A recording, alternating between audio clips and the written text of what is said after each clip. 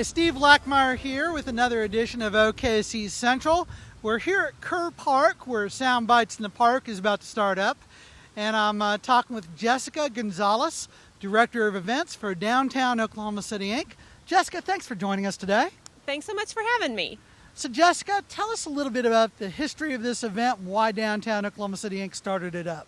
Okay, well, Sound Bites in the Park started about 5 years ago, and it's a spring event where we just bring out local talent, and it's really a gift from downtown businesses to their employees. It's just to bring music to the air. There's nothing like stepping out of your office and hearing something going on. You can get a $5 lunch at participating restaurants in this area and just come out with your coworkers and your friends and enjoy the sky and the weather and just get away from the office and clear your thoughts and enjoy music. You've got a great day today to do that with. Tell us a little bit about the acts that you'll be seeing here at Kerr Park this summer. Okay, well, today we've got Jaruba and the Street People, and he's reggae, and he's been in this series since it began. Next week we've got the John Arnold Band. He's kind of a country flair, and the week after that is Camille Harp.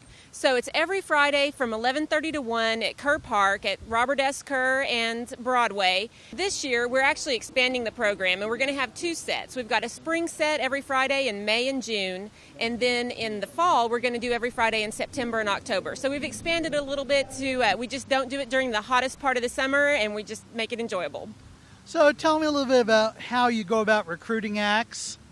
Well, you know what? I use my computer. I get on MySpace and I look for Oklahoma bands that are out there and wanting to work and wanting to play and that have a really good, unique sound, that they've got their act together. So that's how I do it, and I just pick up the phone and call them. What's been the response so far to this series? It's really good. People look forward to it. Some people are diehard followers. You see them out there every week, and then there's the new people that come out. Some of them, I think, are listening to my Twitters and come out when I Twitter, so it's great. Good mix. Well, Jessica, thank you so much for joining us today.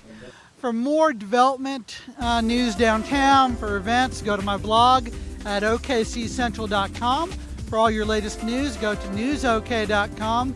And for event listings, restaurant reviews, festivities, WIMGO. Looking back, some might see the Hales building as an odd pick for preservationists to have used as a last stand against urban renewal. The 12-story building was one of the city's first skyscrapers when it was built in 1908 as the home of State National Bank. It was transformed into office space by W.T. Hales when the bank merged into First National Bank and Trust Company. The building took the Hales name in 1928, a name that stood out for decades along the city skyline. The building, at Robinson and Main, was placed on the urban renewal hit list in the mid-1960s. But trustees of the Hales estate had other plans. They wanted to spend $1.4 million to save it from demolition. The battle ended up in court as Hales heirs argued over whether the renovation would wipe out the bulk of their estate. A judge ruled against the remodeling, and the Oklahoma City Urban Renewal Authority bought the building for $800,000. They wanted to then tear it down to make way for a planned gallery and mall. That announcement sparked debate among preservationists about the building's value, and the Hales' great-grandson, Bill Peterson, asked Urban Renewal to sell him the building for a $6 million renovation that would have updated the building so it could complement the Galleria project. City council members at this point, tired of urban renewal demolition downtown, supported the move. But urban renewal officials refused to budge. A federal judge ruled against a suit seeking to block demolition. On April 8, 1979, the building was demolished. Ironically, a funeral procession protesting demolition was led by Tiana Safuda.